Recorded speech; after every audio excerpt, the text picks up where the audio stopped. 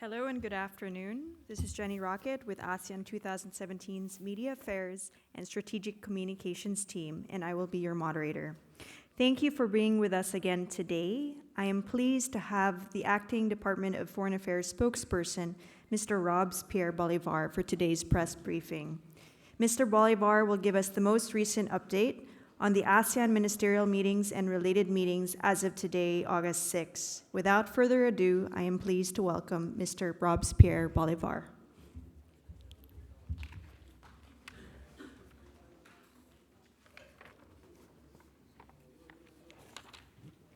Magandang hapon po. Good afternoon again. I would like to read a statement, especially on the outcomes of the post-ministerial conferences thus far. As you may know, the schedule that we have would take the post-ministerial conferences up to around 8 o'clock in the evening. But as is tradition in ASEAN meetings, some of them go overtime.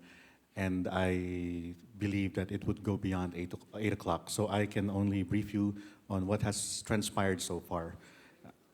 And then we'll take a couple of questions afterwards. At yesterday's briefing, we mentioned that the meeting of the Southeast Asia Nuclear Weapons Free Zone Commission on August 4 took place.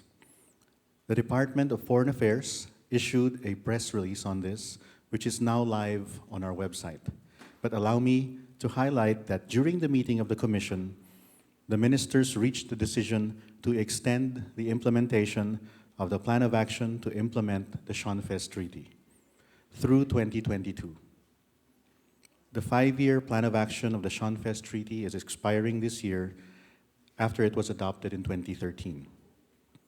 In his intervention at the Schonfest Commission meeting, Secretary Cayetano underscored the Philippines' support for the full implementation of the treaty, consistent with the region's goal of preserving the region as a nuclear weapons-free zone and ensuring the safety of the peoples of ASEAN. Today, the marathon meetings with the dialogue partners in the post-ministerial conferences is taking place. This morning, the ASEAN foreign ministers met with the foreign ministers of Canada, the Republic of Korea, New Zealand, and Australia. In the early afternoon, they met with the foreign minister of the People's Republic of China. In the ASEAN-Canada ministerial meeting, the ministers welcomed the announcement by Canada that it is sponsoring a new 10 million Canadian dollars scholarship program for post-secondary students and mid-career professionals from Southeast Asia. The scholarships and educational exchanges for development, or SEED, will benefit individuals from ASEAN member states wishing to access Canadian education. The meeting also reviewed the progress of the ASEAN-Canada dialogue and provided the ministers the opportunity to discuss the future direction of the partnership. The Philippines also announced the invitation issued by President Rodrigo Roa Duterte for Prime Minister Justin Trudeau to attend the East Asia Summit in November as a guest of the chair. In the ASEAN Republic of Korea ministerial meeting, the ministers highlighted the integration of micro, small, and medium enterprises into the digital economy. They expressed appreciation for the role of the ASEAN Korea Center in promoting cooperation. The ministers welcomed the establishment of the ASEAN Cultural House in Busan, noting that this demonstrates the deepening of people-to-people ties and the exceptional level of cooperation between ASEAN and the Republic of Korea.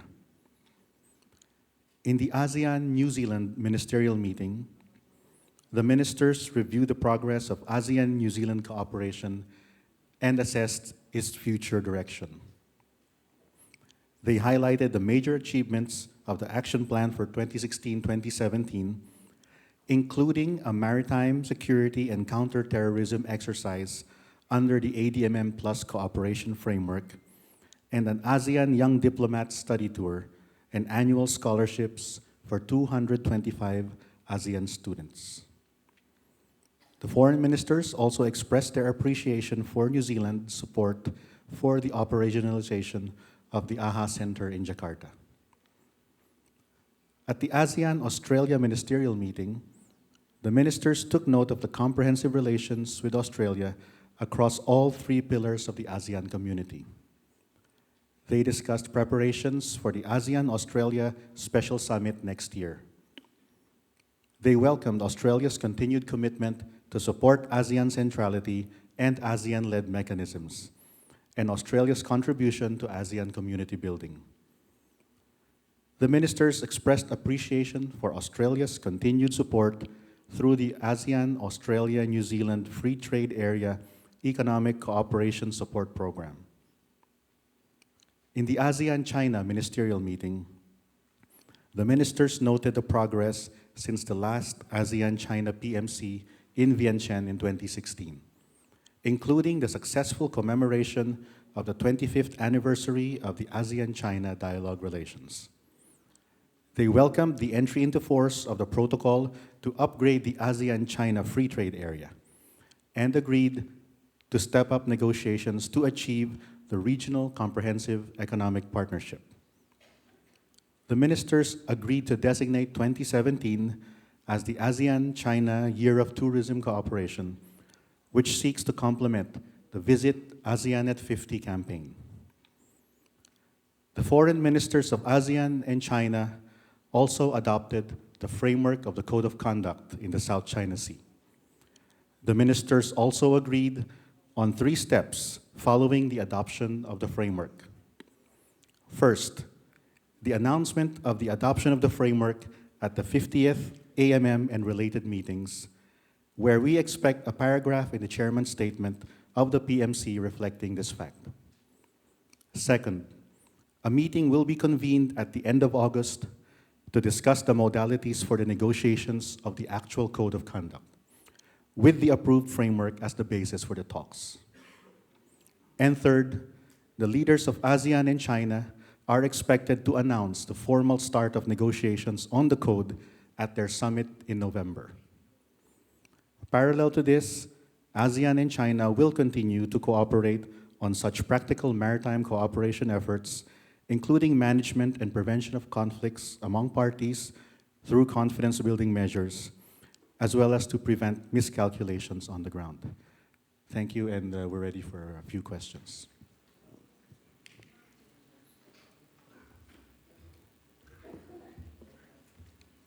Okay, as before, please come up to the mics and say your name and affiliation, and kindly limit your questions for follow-ups to give opportunity for others to ask. Thank you. Thank you. Reporter from Xinhua News Agency. My question is, as you just mentioned, China proposed a 3-step version for step up for the consultation on the COC. So what's your comment for the China's proposed the 3-step version? Thank you. Thank you for the question. The foreign ministers of ASEAN and China have in fact agreed on this 3-step process. So there is a consensus between ASEAN and China on this.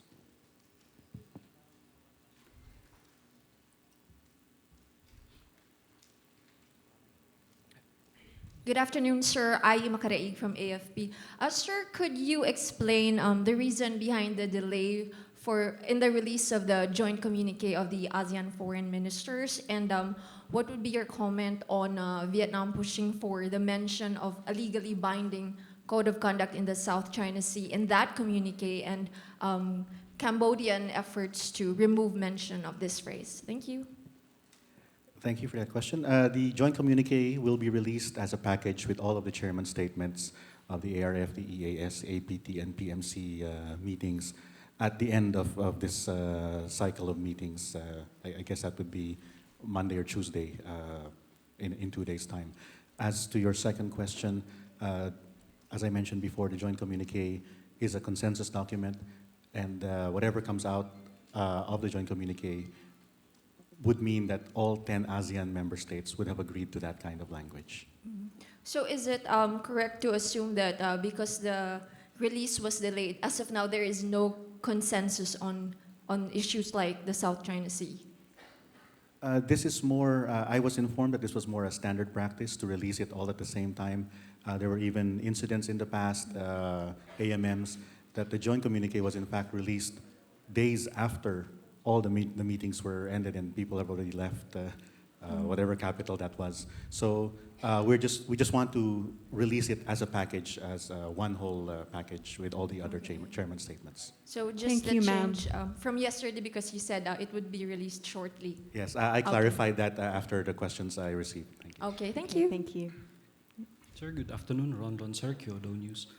Now that the framework of the COC has been adopted and we expect formal announcement of the negotiations by the leaders in November, are we expecting China, or are we getting commitment from China that there will be no further fortification of those reclaimed and features in the South China Sea, meaning status quo, no further developments there? I cannot go into the details of what was discussed at the ASEAN-China PMC, but whatever was discussed would be reflected in the chairman's statement of that PMC.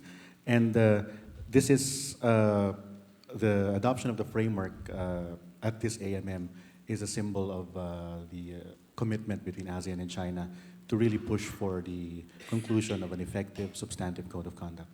So, yeah, I'm just wondering, because if would ASEAN raise a, I mean, would the negotiations be affected if ASEAN finds out that there are some actions taken in those disputed reefs? Well, definitely we would expect ASEAN member states, if there is significant development, either positive or negative, to raise it during the appropriate meetings. Thank you.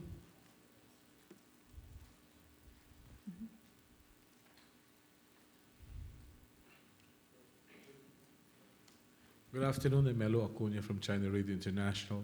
Would you be able to tell us if Secretary Cayetano made extra efforts to bridge the interests of Vietnam and China to come up with a solid statement?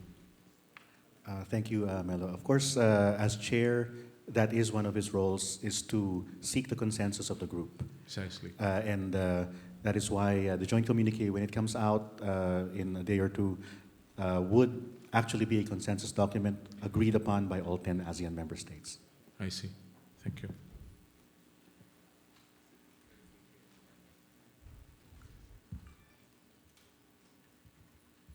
Good evening, sir. This is Akiko Suzuki from the Asahi Shimbun. I heard there won't be no publication or issuing of any documents on COC framework this time. If I'm right, what is the reason? I mean, that means basically we cannot see what it's all about. Could you tell me the reason why? Yes, just to confirm that the framework of the Code of Conduct is not a public document, primarily because it is the basis for the negotiations of the actual code. And the discussions would be structured around the elements of the framework, enumerated in the framework of the Code of Conduct. And as you can imagine, the talks would be very sensitive in nature. So we don't want to preempt, we don't want to prejudge anything that would eventually come out in the code. Okay, we're taking last two questions.